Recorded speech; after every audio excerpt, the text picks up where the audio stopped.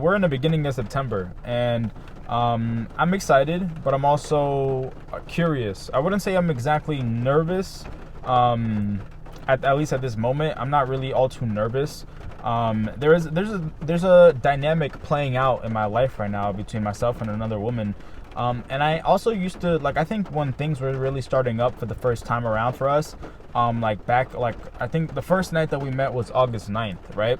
And since then we've been talking, and today's September 4th, so next week sometime, maybe, I don't know, maybe this Sunday, let's see, September 4th, September 5th, 6th, 7th, 8th, Tuesday. So next week, Tuesday, it's been a whole month since we've known each other. And I'll say at the beginning, I was very nervous because I feel like through the years, just like different dynamics that I've had with different women, being that nothing has ever really stuck around, I've always, I guess, like that sort of idea or that understanding of how things have gone in the past. I guess a part of myself fears that it's just going to continue repeating. I know that's not the truth, though. I know that's not the truth, because through these experiences, I've learned more and more, and the cycle of maybe re-experiencing different people but same lessons, I feel like I broke away from that cycle, especially after the last dynamic I had back in like June. I felt like I had that was the first dynamic where I was talking to someone and I was already in my semen retention journey. Before her, maybe there was one person at the very beginning of the semen retention journey, but I wasn't realizing that I was in a semen retention journey, if you understand what I'm saying. It was very early on. It was probably 1 month in, and I hadn't even realized that, like, oh wow, it's been a while. It wasn't until after her, and that was like back in like April or May. It wasn't until after her that I started picking up on the fact that, like, oh wow, it's been a few months since I've just dispersed any of my seed out or something like that. I don't know how else to word it. It's also raining, so if you're hearing this, I feel like this is the first time that I record a video and it's raining. So if you hear some drops coming down, it's because and you can probably tell by like this window here or whatever. But anyways, the point is that that dynamic that I had back in June was when I was already becoming aware of semen retention, of my semen retention journey, that I was deep in it, like a few months in. And then after her, I was like, okay, well, now that I know that I'm in a semen retention journey and I've learned from that dynamic, moving forward, this is like, that was sort of like, I guess in a way I could say it's like a wake-up call, because I'm like, okay, I don't want to re-experience things like this, like flings. I don't want to re-experience flings.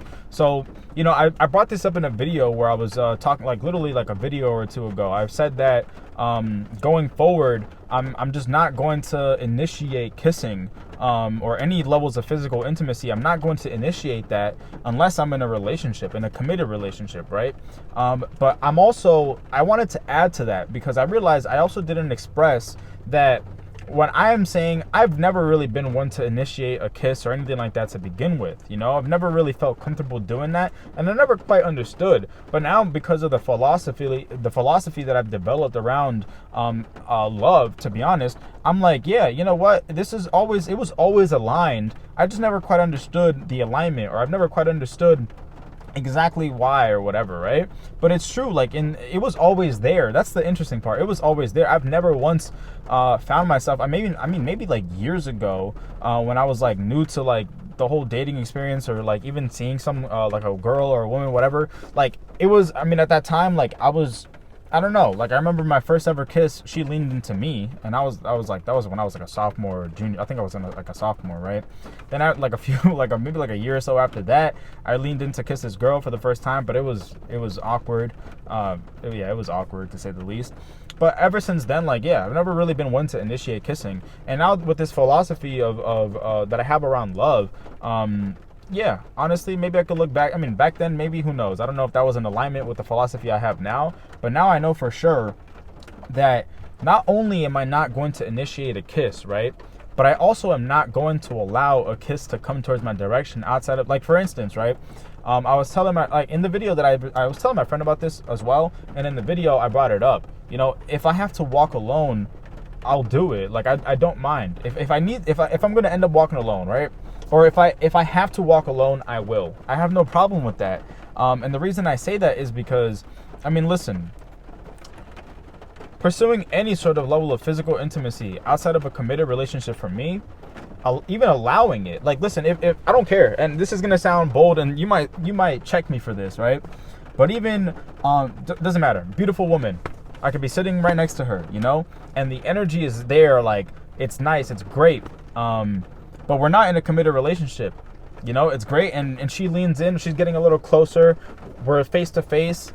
I've literally have imagined this in my head, and it's gonna sound funny, but I'm gonna live by my principle. If we're not in a committed relationship, I'm simply just not going to allow a kiss to happen. I won't be the one to initiate it, and I'm for damn sure I'm not gonna let her do it to me either. Because although, and listen, don't get me wrong, it's something to do, because I remember I was talking about this. My friend was like, oh, but if you're gonna do that and you really like the girl, don't do that in a way where it's like she feels like you're not attracted to her. And I'm like, yeah, you're right, that's actually a really good point, because I definitely, like, for instance, the dynamic that I have going on right now so far, the way that we've communicated with each other, I shared her philosophy with her, I shared my philosophy with her, and I felt like she really recognized what I was saying, right? And that to me was really attractive. Because I mean, looks are one thing, right? She's beautiful. I'm just gonna put that out there. She's a beautiful woman, but the understanding of philosophy that I have around love, that to me was like, we were on a FaceTime call or a phone call, something like that, one night, and I shared with her my philosophy around love, told her about semen retention, and just the way that I felt the energy. It was just really nice, you know. Our very first date, when we were on the cliff just talking, and I also felt a level of understanding from her, based on the things that we were talking about, a level of recognition. And that to me, the way that the energy feels, that to me matters way more than a physical level, right? But yeah, the point is, if I'm gonna do that, it would have to be done in a way where she clearly understands I'm attracted to her.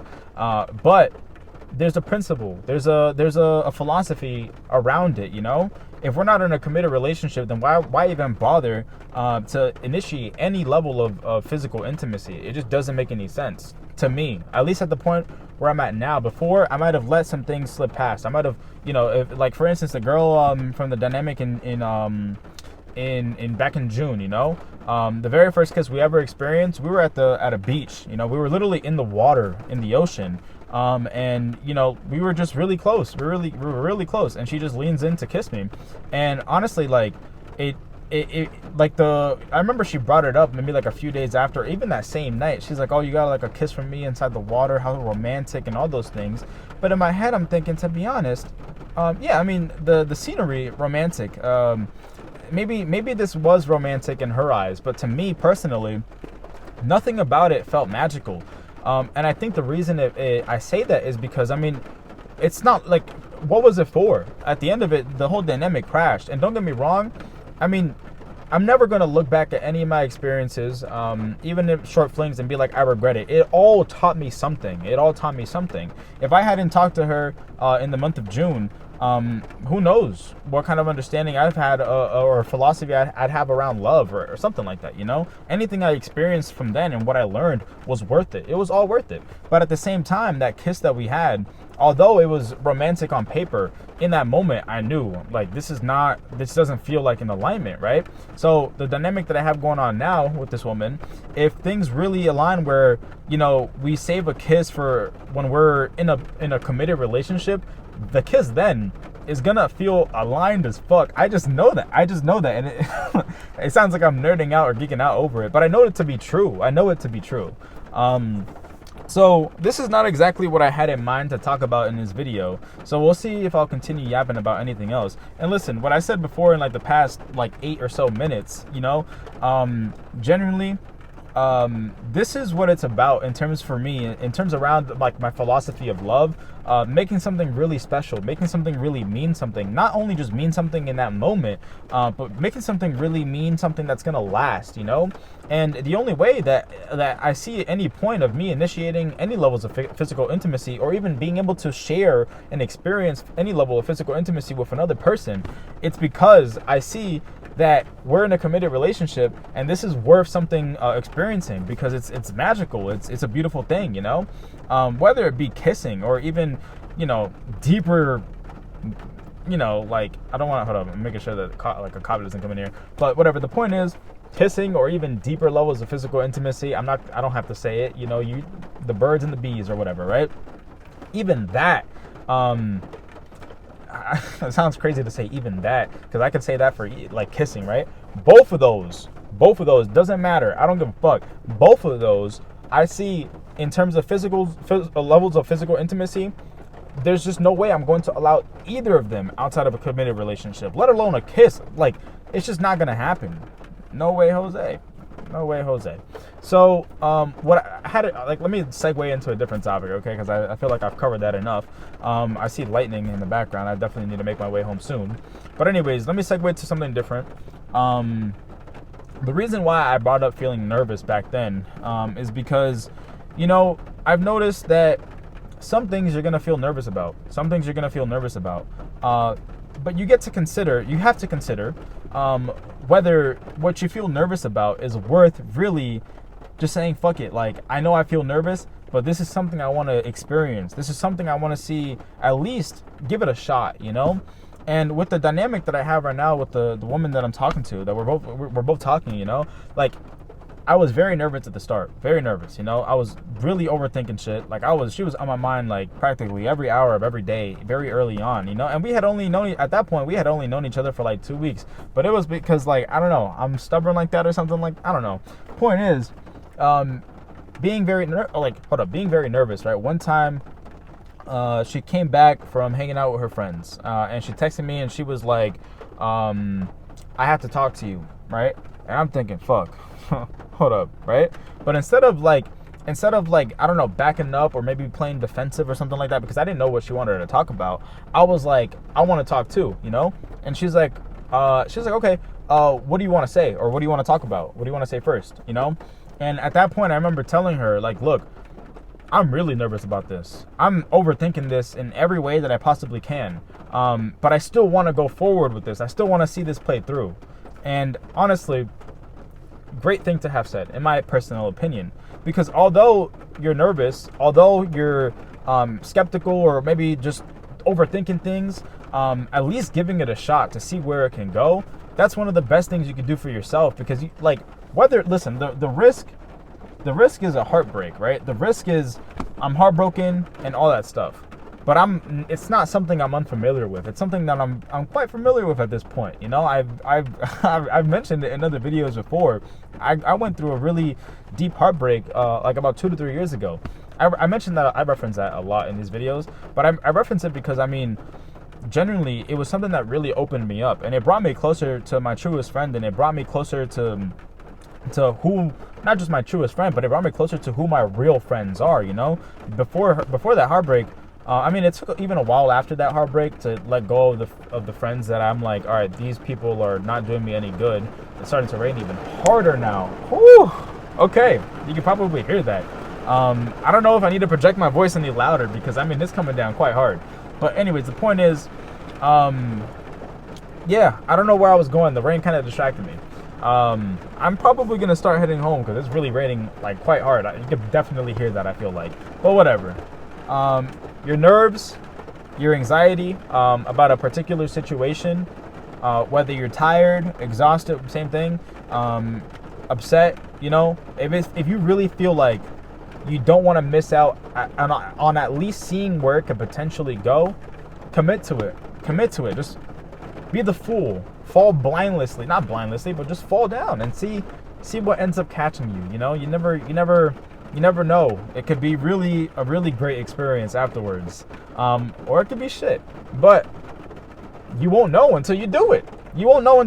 So go and find out. And that's really where I'm at in terms of the dynamic that I have in my life right now with this woman. I'm excited. I'm nervous. I'm not as nervous as I was like a few weeks ago or even last week or whatever. But generally, I'm still in the process of seeing where things go, and I'm happy. And I'm also, it's different. Things are different from how they used to be, you know? So yeah, I think that's about it. I think I'll leave it there. So go enjoy your life. And I really do mean that. That's it.